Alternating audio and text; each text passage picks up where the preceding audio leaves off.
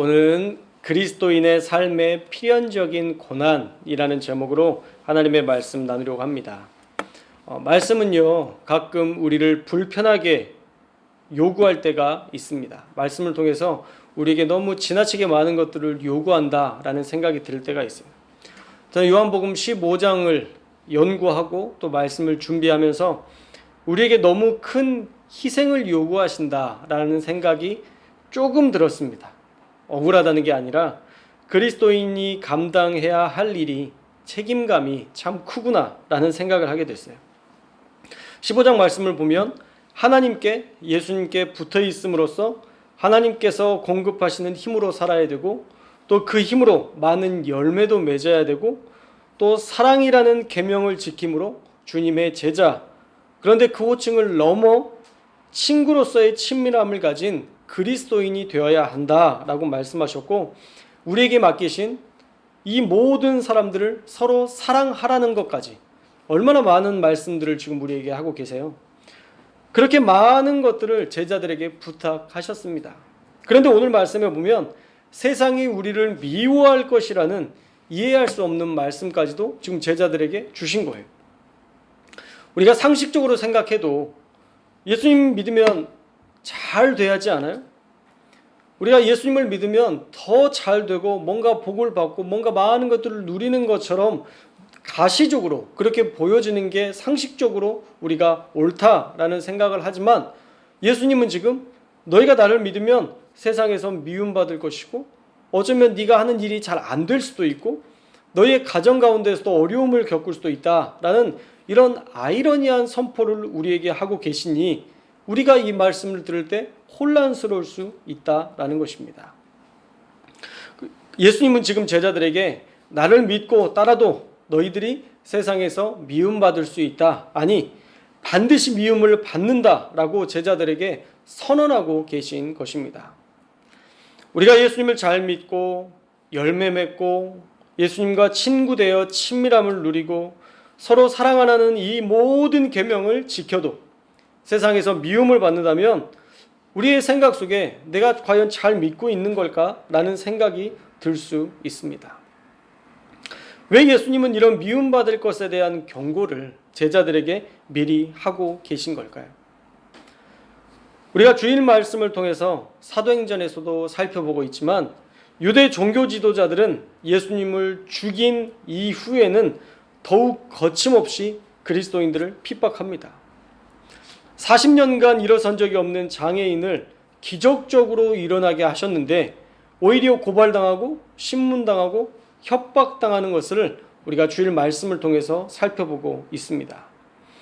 지금 예수님이 염려하신 미움받을 것에 대한 경고가 사도행전에서는 현실이 된 것이죠. 예수님의 예언이 그대로 이루어진 것인데, 아무리 예언이라 해도 다시 한번 생각을 해봐도 사실 우리는요, 미움받고 싶지 않습니다. 목사인 저도 좋은 말 해주는 게 좋지 누군가에게 미움을 받고 싶지 않습니다. 성도님들 역시도 마찬가지죠. 이것은 인간의 본성입니다. 그런데 왜 미움을 마치 꼭 받아야 할 것처럼 예수님은 지금 말씀하시느냐? 그 이유는요, 우리가 그리스도인이라 해도 우리는 반드시 훈련의 과정을 겪어야 되기 때문이에요. 그냥 예수님을 믿는 믿음으로 그리스도인이 된 것으로 끝난 게 아니라 우리가 그리스도인답게 살려면 훈련받아야 된다는 거죠. 하나님 앞에서 내 자아를 죽이는 훈련, 하나님 앞에서 내 본성을 죽이는 훈련, 하나님 앞에서 그 뜻대로 순종하는 훈련, 하나님께서 원하시는 삶을 향해 나를 버리는 이 훈련을 통해서 하나님은 우리가 세상 속에서 다시 주님의 일들을 위대하게 감당할 수 있는 힘과 능력을 주신다라는 것입니다. 이 훈련을 위해서 하나님은 우리가 세상 속에서 미움을 받는 이 엄청난 고난까지도 허락하신 거예요. 우리가 계속 다니엘 기도를 통해서 살아있는 간증들을 듣고 있는데 그 사람들이 저는요 하나님이 지금까지 다 복 주셔서요 아무 문제 없이 잘 살고 있고 저는 이런 큰 믿음을 가지고 있어요 라고 얘기하는 분이 한 분도 없어요. 주님을 위해서 선교의 자리에까지 나아갔음에도 불구하고 큰 일들을 겪고 고통을 당하고 죽음의 기로에 서는 그런 많은 사람들을 우리가 보게 됩니다. 우리가 멕시코 선교사로 가셨던 그 선교사님의 고백들도 들었는데 그 일을 통해서 돈보다 더 귀한 것이 바로 예수님의 이름, 그분의 능력을 막연히 고백하며 사는 게 아니라 너무 분명한 고백으로 고백하며 살 수 있도록 그의 인생을 역전시켜 주셨다라는 것입니다. 그 전에 하나님을 몰랐나요? 아니에요. 알았어요. 하나님에 대해서 알고 하나님에 대해서 믿었지만 그가 그 훈련을 통해서 너무 분명한 믿음의 고백으로 바뀌었다는 거죠. 그 고난이, 그 위기가 결국 하나님을 높이는 도구가 되었다는 것을 보면 우리가 세상 속에서 미움받는 것, 또한 우리가 세상 속에서 고난받는 것이 결코 우리에게 독이 되지 않는다는 것을 우리는 알 수 있습니다. 그 고난을 통과하면 고난도요, 또한 미움도요, 더 이상 우리를 괴롭힐 수 없습니다. 왜냐하면 이제는 하나님이 내 삶의 최고의 가치가 되시기 때문이에요. 그래서 미움에 당당히 도전하게 됩니다. 사실 로마의 박해 얼마나 심했습니까? 살아있는 사람을 산채로 사자에게 내어주고 그래서 찢김을 당해서 죽게 했고 몸에 콜타르를 발라서 불을 비추는 그런 횃불로 화형당하기도 했고 칼에 찔리고 십자가에 못 박혀 죽는 그런 비일비재한 고통을 당했지만 그리스도인들, 그들은 어느 순간 그 위기와 그 두려움을 공포로 여기지 않고 그 고난을 피하지 않고 다 같이 모여 주님이 가르쳐 주신 기도, 주기도문을 외우며 죽음을 맞이하기 시작했다라는 고백이 있습니다. 하늘에 계신 우리 아버지, 이름이 거룩히 여김을 받으시오며 그러다가 마지막 즈음이 되면 나라와 권세와 영광이 아버지께 영원히 있사옵나이다.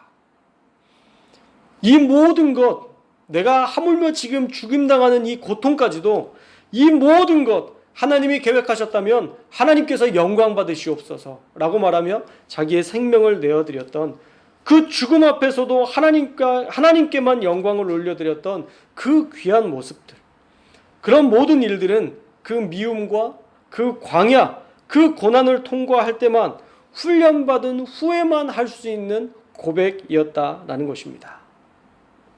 우리 주님이 우리에게 그런 위대한 복음을 맡기셨다면 우리를 더 위대하게 훈련하신 후에 우리를 사용하셔야 했기에 미움과 고난을 통과할 시간을, 훈련의 시간을 사용하신다라는 것입니다. 그래서 우리가 그리스도인이고 우리가 예수님을 믿음에도 불구하고 다양한 고통과 다양한 어려움을 통해서 우리가 매 순간마다 훈련받고 또 그 훈련을 통해서 우리가 이겨내고 우리가 더 이상 그 어려움에 우리의 마음을 쏟지 않는 이런 반복적인 훈련들을 통해서 하나님께 나아간다라는 것입니다. 사랑하는 여러분, 고난을 두려워하거나 박해받는 것을 힘들어하지 마십시오.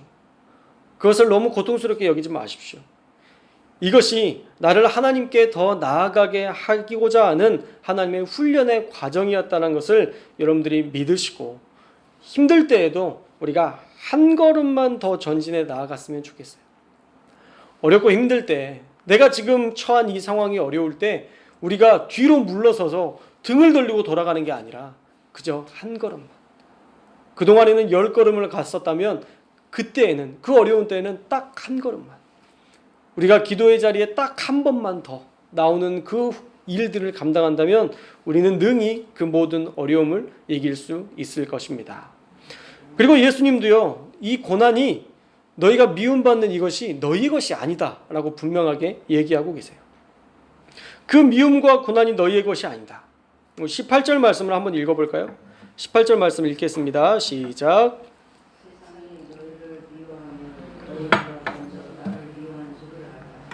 아멘.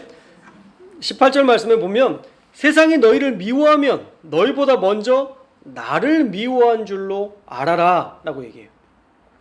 세상이 너희를 미워해서 핍박하는 게 아니라 나를 믿으니까 악한 세상이 너희를 핍박하는 것이다 라고 말씀하고 있어요.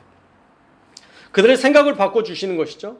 너희를 미워하는 게 아니라 나를 미워하는 거야. 왜 예수님이 이런 말씀을 하실까?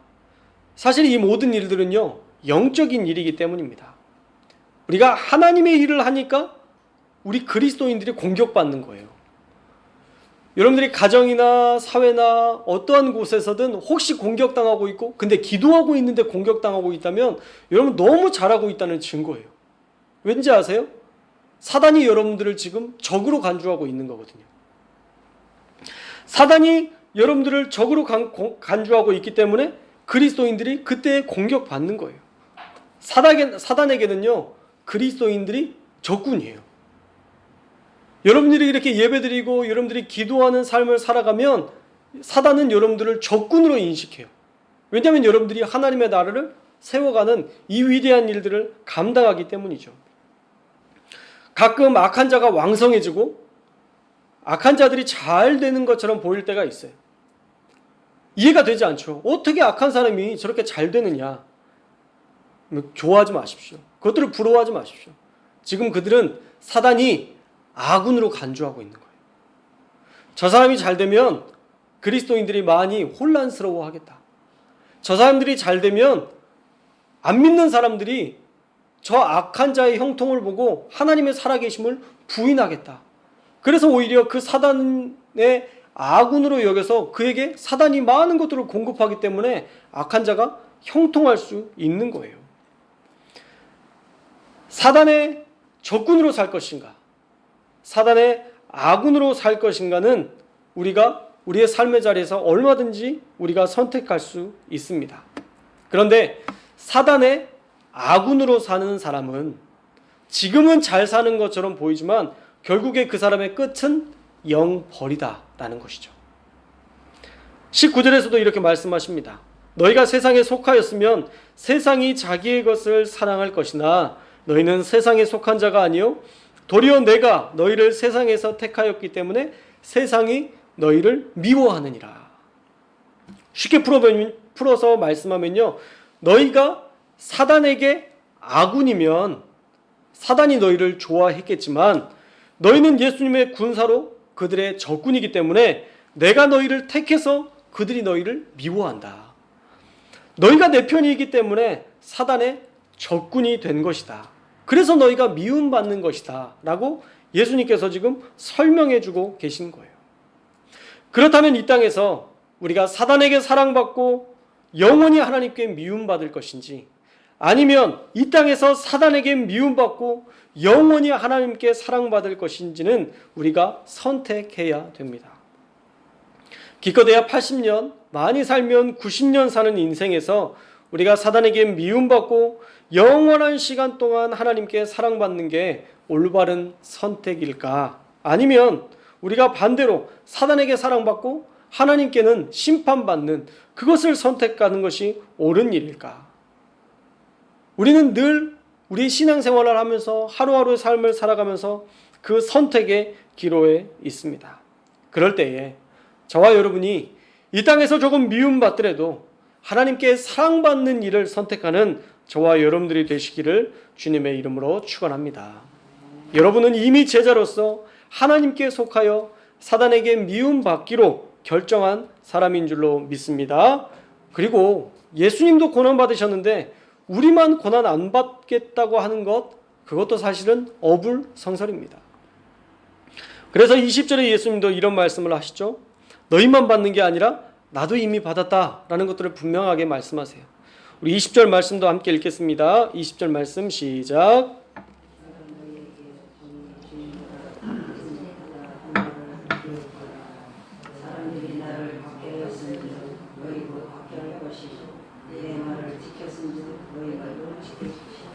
아멘. 자, 종은요 제자들이고요, 주인은 예수님이죠.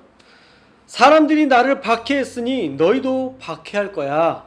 그런데 놀라운 것은 내 말을 지키는 많은 무리들이 있을 것이다.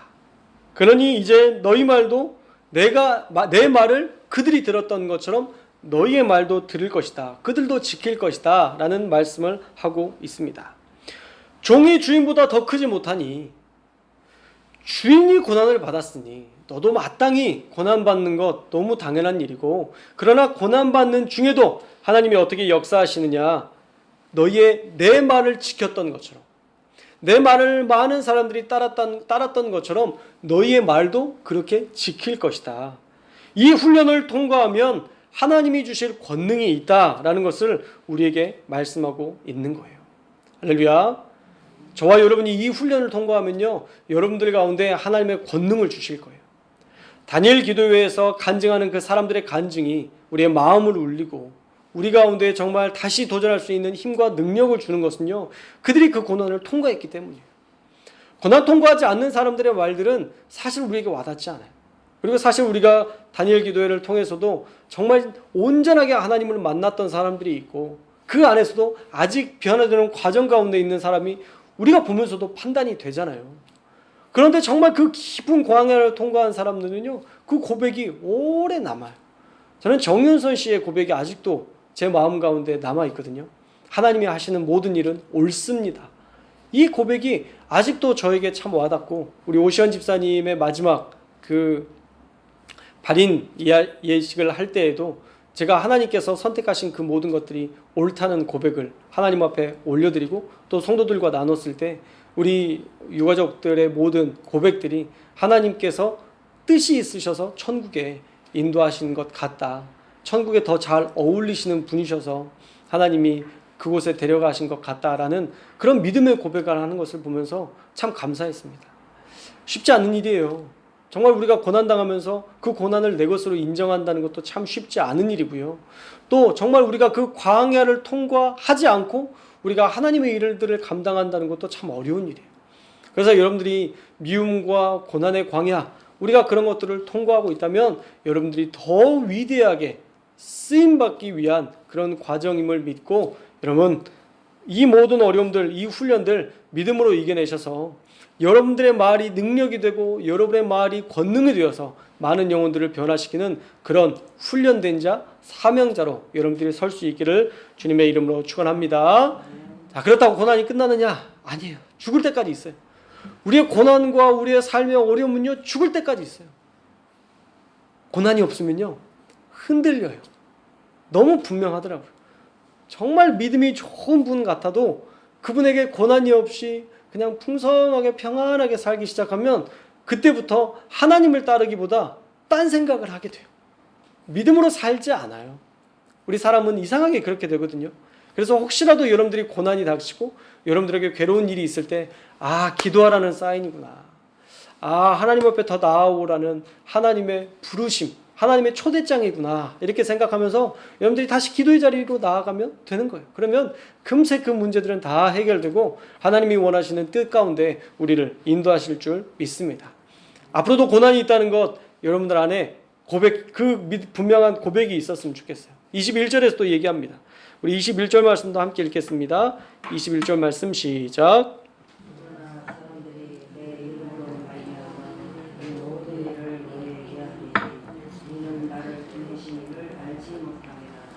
자, 내 이름 때문에 이런 미움을, 고통을 당하게 될 것인데 그들이 나를 보내시니 하나님을 알지 못해서 그렇다. 하나님을 제대로 믿지 않고 그들이 알지 못해서 나타난 그들의 무지함 때문이니까 너희가 너무 유념하지 말아라 라고 말씀하시는 것이죠. 사실 알고 하는 것과 모르고 하는 것은 완전히 다릅니다. 예수님도 십자가에서 저들의 죄를 사해달라고, 저들이 하는 일을 알지 못한다고, 그래서 그렇다고 인간들을 향하여서 하나님 앞에 변호하십니다. 그들은 정말 몰라서 그런 거예요. 정말 예수님이 메시아였다는 게 너무 분명하면 그들이 그렇게 할 수 없었죠. 어떻게 우리가 감히 하나님을 대적하겠어요? 어떤 하나님이라는 분이 너무 분명한데 우리가 그분을 어떻게 대적할 수 있겠어요? 우리가 죽은 후에 우리가 심판대 앞에 섰을 때 하나님을 대적했던 사람들이 그때에야 하나님의 살아계심을 분명히 알게 되고 예수 그리스도의 이름을 왜 그렇게 그리스도인들이 전했는지를 그곳에서 비로소 알 수 있게 될 것이다 라는 거예요. 이 땅에서는 몰라요. 그래서 우리를 핍박하고 교회를 핍박하고 하나님을 안 믿고 하나님을 조롱할 수 있는 담대함을 가지고 살 수 있는 것입니다. 그러나 우리가 죽은 후에 심판대 앞에 섰을 때 예수님의 이름의 그 능력을 비로소 알게 될 거예요. 이런 부자와 나사로의 비유를 아시죠? 돈 많은 부자는요, 구원에 관심 없었습니다. 가난한 자들의 배고픔에도 별로 관심을 두지 않았어요.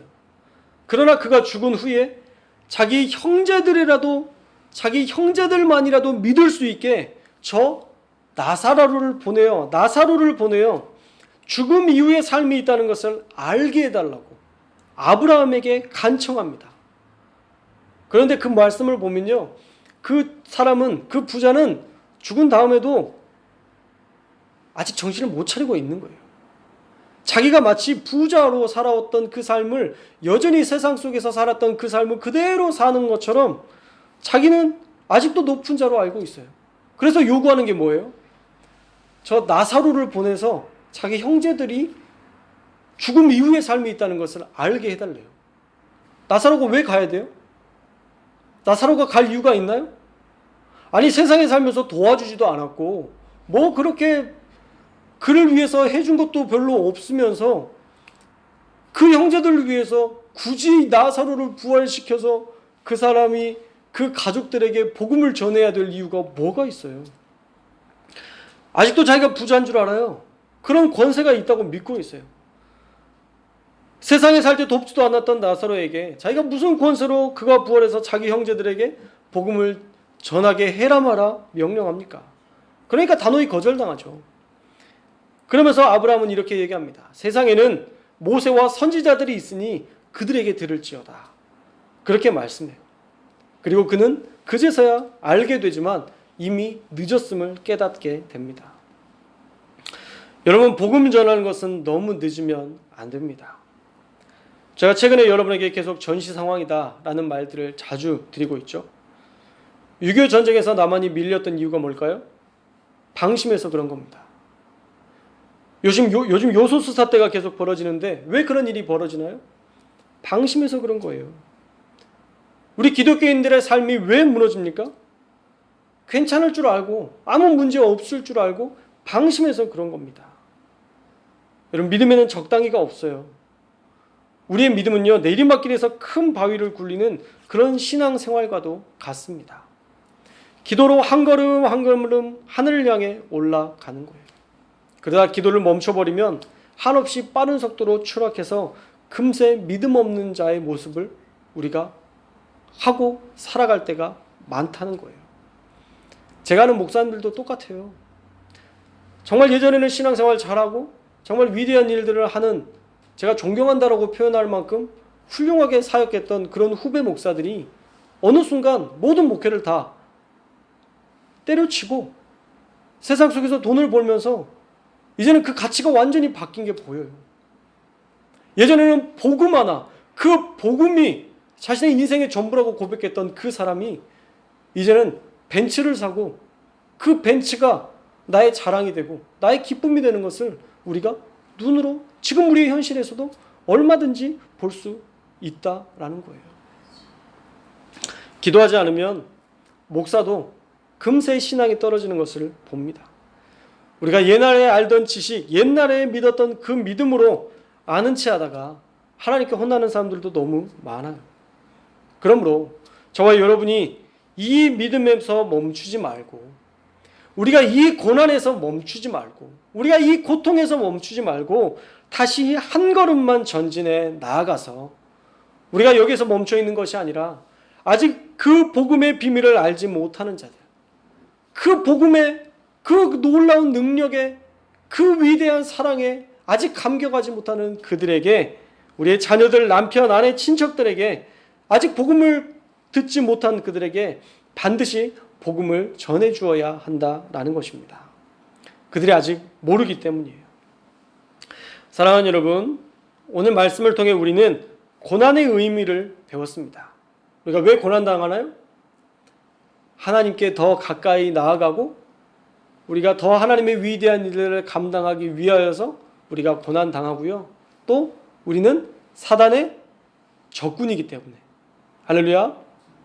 그럼 사단의 아군이 되실래요? 사단의 적군이 되실래요? 우리가 그냥 듣기에는 적군이 나쁜 것 같지만 사단의 적군이 되어야 하나님의 아군이 되는 겁니다. 우리가 고통당하고 있으면 여러분 잘한다고, 내가 잘 믿고 있다라고 생각하시면 되는 거예요. 사단이 아군이라고 생각하는 사람들은 안 건드려요. 오히려 이용하죠. 더 잘 되게. 그 사람이 잘 되면 더 많은 사람들이 실족당하고 더 많은 사람들이 하나님을 멀리할 거니까 이 사단은 이 두 가지 전략을 쓰는 거예요. 그리스도인들을 핍박하고 그의 아군된 사람들을, 악한 자들을 형통하게 해서 계속 하나님의 사람들이 떨어져 나가게끔 만들지만 우리는 그것에 마음을 쏟지 않아야 된다라는 것입니다. 우리가 그리스도인으로 살아간다는 것, 이것은 고난과 어쩔 수 없이 결부되어 있다라는 것을 우리가 인정하고, 미움받는 것, 우리 주님도 받으셨으니 우리도 기꺼이 세상 가운데에서 미움받을 용기를 가지실 수 있었으면 좋겠고요. 우리가 미움받더라도 그들이 만약 구원받을 수 있다면 우리가 세상 가운데에서 그 복음 들고 담대하게 복음을 전할 수 있는 저와 여러분들이 되어야 할 줄로 믿습니다. 한 주간 저와 여러분이 그리스도의 군사되어서 미움과 고난이라는 훈련을 잘 받고 또 그 복음을 전하는 사명자가 되어서 아까 말씀에서도 약속하셨던 것처럼 내 말을 지키는 무리들이 많이 있는데 너희가 잘 훈련받으면 너희 말도 지킬 것이다 말씀하셨던 그 말씀대로 우리가 그 하나님의 권세를 가지고 세상 가운데 복음을 전하여 세상 가운데 많은 영혼들을 구원하는 그런 구원의 도구로서, 통로로서 우리가 쓰임받을 수 있기를 주님의 이름으로 축원합니다.